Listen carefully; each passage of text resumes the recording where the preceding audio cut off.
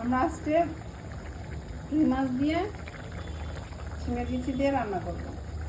এখন পকেটে হয়ে সাইডটি হবে। এখন ঝিঙে বিচিগুলো উপর দিয়ে দিয়ে সিদ্ধ করে নিচ্ছি। আগে এগুলো লবণ দিয়ে ভালো করে সিদ্ধ করে নিতে হবে। এগুলো দিয়ে দিচ্ছি।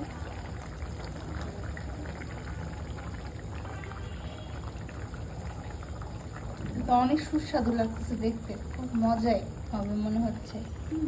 অনেক মজা লাগে। এর আগে যে একবার অনেকবার এভাবে রান্না করছো, মজাই লাগে সিমের বিচি দিয়ে। ইলিশ মাছ দিয়ে চিংড়ি মাছ দিয়ে রুই মাছ দিয়ে রান্না করছি।